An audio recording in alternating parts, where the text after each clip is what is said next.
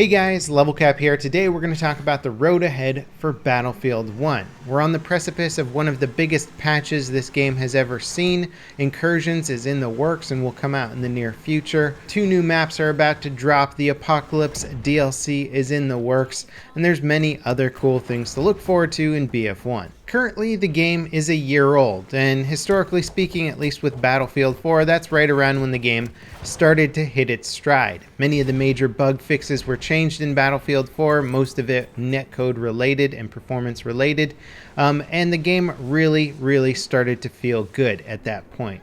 I have a feeling once this next TTK patch lands for Battlefield 1, that's going to bring a lot of players who didn't enjoy the initial gunplay back to the game to see how things have changed. Now, the one thing that I want to make sure people aren't expecting from this patch is for it to turn the game into sort of a BF4 clone. Battlefield 4 and Battlefield 1 class balance and weapon design are very different from one another. Battlefield 1 is very much taking a rock, paper, scissors approach to weapon balance and weapon design. If I'm at the ideal range for my weapon, I have a massive advantage over somebody who isn't at their ideal range. In Battlefield 4, many of the guns were far more flexible and could be good at ranges that they weren't specifically designed for. And that kind of took the rock, paper, scissors dynamic out of the gunplay, which a lot of players, myself included, really enjoyed. Rock, paper, scissors is still going to be a big part of weapon balance in Battlefield 1. It's not going away. They're just making some significant changes to a lot of the guns that's going to make them a little more skill-based, a little bit more enjoyable, and better suited for their specific roles. If you've been playing Battlefield 1 significantly since launch, chances are you're going to notice some pretty big changes to your favorite weapons, whether it's a recoil increase, an accuracy boost, or a damage switch up. There's going to be something going on with just about every weapon in the game, aside from many of the bolt-action sniper rifles. Now, of course, along with the massive weapons balance patch, we're also getting 2 new maps that are coming with the Turning Tides DLC, but they're pretty significant maps, adding a huge amount of naval warfare, changing up the gameplay like we've never really seen from a Battlefield 1 DLC so far. So that's pretty exciting for anyone who has the DLC or has bought premium. But if you're still one of those players who only has the base game of Battlefield 1, has not taken any DLC or premium plunge just yet,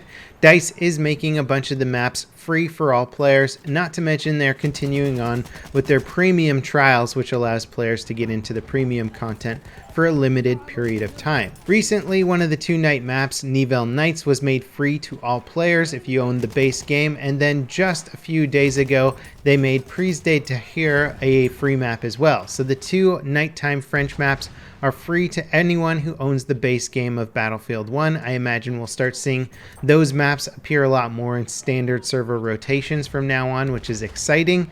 And so DICE is basically starting to churn out a bit of free content or offer up a little bit of free content from some of the DLCs. Exciting stuff and a very good way to get some of the DLC content a bit more populated. Again, historically speaking, with games like Battlefield 4, DICE made some of the DLC completely free for a specific period of time. So if you downloaded some of the DLC during the free weeks, you would have it permanently added to your account, allowing many more players access to some of that cool Battlefield 4 content. And I imagine we'll probably see similar things going on with Battlefield 1, opening up a lot of that content to more and more players. We still don't know if premium is going to be a thing in the next Battlefield game, but DICE is constantly experimenting with ways of getting more players into their DLC content when the population seems to be a little low. Now, we still don't know a lot about the Apocalypse DLC other than that one concept art that was released a while back showing massive flames in the reflection of a gas mask, but we can make some assumptions about it, like maybe there'll be a massive flamethrower in this DLC, as there was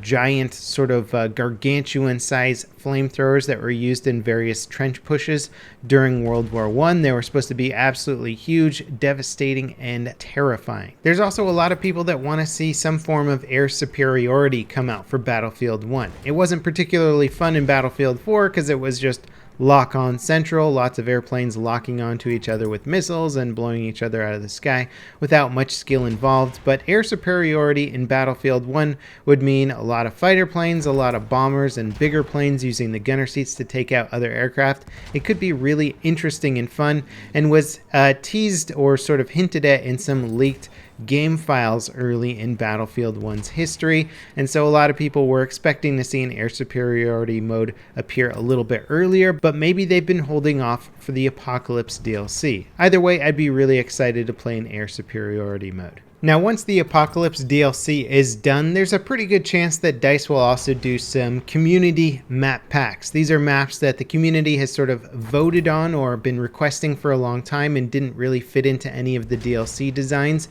And so they think, you know what, why not just go ahead and make some of these maps, release them for free for the community. That'll drive player engagement and sort of keep players happy until the next Battlefield game comes out. So hopefully that'll be part of the Battlefield 1 plan for 2018, since we do have quite a ways to wait before the next Battlefield title is released this winter. And then lastly, we have Battlefield 1 Incursions, which is the competitive version of Battlefield 1. It's been in testing for a long time on CTE. It's going to revolve around pre-existing maps in Battlefield 1 that are sort of shrunken down and designed around the specific game modes for Incursions. It looks okay, but to be honest, I just really haven't been that interested in following the Incursions news. And if my particular interest in the competitive realm of Battlefield is low, I would imagine probably a good contingent of Battlefield players are also not particularly interested in Incursions. I personally think Battlefield really missed the boat when it came to their opportunity to make a competitive game mode, and now we have a huge amount of competitive shooters on the market that have really cornered many of the competitive or tactical style shooter game ideas already, and I just don't know if Battlefield 1's bringing anything new enough or interesting enough to make other shooter fans sort of turn their head and look at this game and go, oh, maybe I should play that instead. From a spectator perspective, I will say that the game mode is not particularly easy to watch or that entertaining in general, so it's certainly got its work cut out for it in terms of competing with a lot of the top contenders these days. That being said, that is just one branch of the overall Battlefield world. There's many different things to look forward to in the coming months and especially coming weeks with that next big patch. I'm very excited to dive into the new weapons balance patch and see which guns are top contenders for some of the best guns in the game and just how the overall class balance changes. As always, guys, let me know what you think about the future of Battlefield 1. What are you looking forward to the most? And I'll see you next time. This is Level Cap signing off.